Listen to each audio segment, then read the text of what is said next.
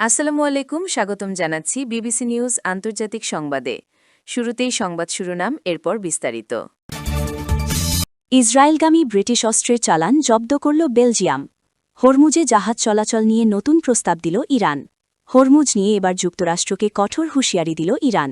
যুক্তরাষ্ট্র ও ইসরায়েলি প্রকৃত সন্ত্রাসী, পেজেশকিয়ান। এখন বিস্তারিত।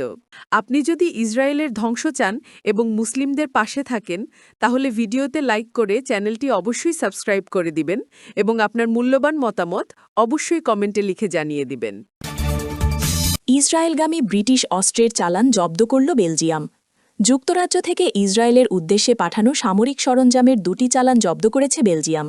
ইসরায়েলগামী কোনো সামরিক সরঞ্জাম বহনকারী বিমানকে নিজেদের আকাশসীমা ব্যবহার বা যাত্রাবিরতি করতে বেলজিয়াম সরকারের দেওয়া নিষেধাজ্ঞার পরিপ্রেক্ষিতে এই ব্যবস্থা নেওয়া হয়েছে।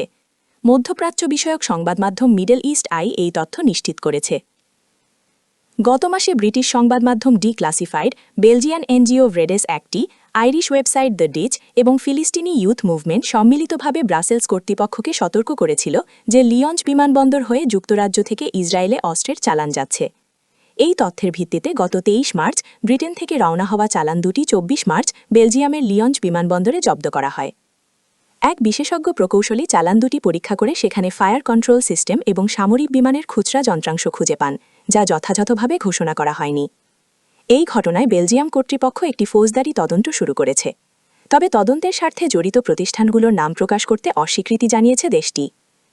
তদন্তে জড়িত প্রতিষ্ঠানগুলোর নাম বেলজিয়ামের কেন্দ্রীয় কর্তৃপক্ষ গোপন রাখলেও দক্ষিণ বেলজিয়ামের ওয়ালুন আঞ্চলিক সরকার একটি প্রতিষ্ঠানের নাম প্রকাশ করেছে। প্রতিষ্ঠানটি হল মুগ, যা একটি মার্কিন মহাকাশ গবেষণা সংস্থা এবং যাদের কারখানা যুক্তরাজ্যে অবস্থিত। হরমুজে জাহাজ চলাচল নিয়ে নতুন প্রস্তাব দিল ইরান।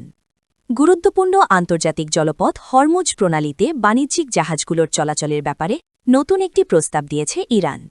ক্ষমতাসীন ইসলামী প্রজাতন্ত্রী সরকারের একটি সূত্র জানিয়েছে, বাণিজ্যিক জাহাজগুলো যদি হরমুজ প্রণালীর ওমান অংশ দিয়ে চলাচল করতে পারে, ইরান সেক্ষেত্রে হামলা চালাবে না। তবে শর্ত রয়েছে।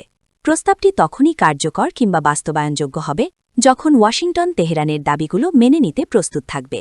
167 কিলোমিটার দীর্ঘ হরমুজ প্রণালী পারস্য উপসাগর এবং আরব সাগরকে যুক্ত করেছে। এই প্রণালীর উত্তর উপকূলে ইরান এবং দক্ষিণ উপকূলে ওমান ও সংযুক্ত আরব আমিরাত। আন্তর্জাতিক জ্বালানি বাণিজ্যের জন্য খুবই গুরুত্বপূর্ণ এই প্রণালী, কারণ বৈশ্বিক জ্বালানি বাজারের মোট সরবরাহের প্রায় চতুর্থাংশ পণ্য এই প্রণালী দিয়ে পরিবহন করা হয়। বাংলাদেশ, ভারত, পাকিস্তানের জন্য এই প্রণালীর গুরুত্ব আরও বেশি, কারণ এই তিন দেশের জ্বালানি পণ্যের প্রায় 80% হরমুজ দিয়ে আসে। সার, রাসায়নিক ও অদন্ত পণ্যের পরিবহনের জন্য এই প্রণালী প্রয়োজনীয়। হরমুজ নিয়ে এবার যুক্তরাষ্ট্রকে কঠোর হুঁশিয়ারি দিল ইরান। ইরানের নতুন সর্বোচ্চ নেতা মোজতবা আলী খামেনির সামরিক উপদেষ্টা মোহসিন রেজাই যুক্তরাষ্ট্রকে কঠোর হুঁশিয়ারি দিয়েছেন। তিনি বলেছেন, কৌশলগতভাবে গুরুত্বপূর্ণ সমুদ্রপথ হরমুজ প্রণালীতে যদি যুক্তরাষ্ট্র পুলিশের ভূমিকা পালন করতে চায়, তবে সেখানে মার্কিন জাহাজগুলো ডুবিয়ে দেওয়া হবে। গত 28 ফেব্রুয়ারি ইরানে হামলা চালায় যুক্তরাষ্ট্র ও ইসরায়েল।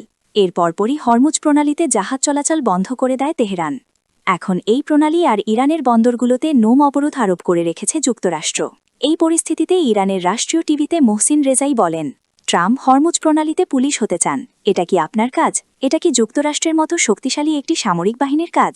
মোহসিন রেজাই সতর্ক করে বলেন, আপনাদের জাহাজগুলো অবরোধ কার্যকর করতে নজরদারি করা মার্কিন জাহাজ আমাদের প্রথম ক্ষেপণাস্ত্রের আঘাতেই ডুবতে পারে। যুক্তরাষ্ট্র ও ইসরায়েলি প্রকৃত সন্ত্রাসী, পেজেশকিয়ান।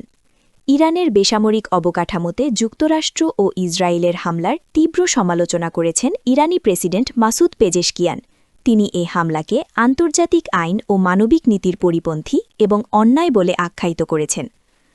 বুধবার 15 এপ্রিল সাংবাদিকদের সঙ্গে আলাপকালে মাসুদ পেজেশকিয়ান বলেন, তারা দাবি করে যে আমরাই আসল সন্ত্রাসী, কিন্তু প্রকৃতপক্ষে তারাই আসল সন্ত্রাসী। এদিকে ইরানের সঙ্গে যুদ্ধবিরতি সংক্রান্ত পরবর্তী দফার আলোচনা পাকিস্তানের রাজধানী ইসলামাবাদে অনুষ্ঠিত হওয়ার সম্ভাবনা রয়েছে বলে বুধবার 15 এপ্রিল জানিয়েছেন হোয়াইট হাউসের মুখপাত্র ক্যারোলিন লেভি এ তথ্য জানান।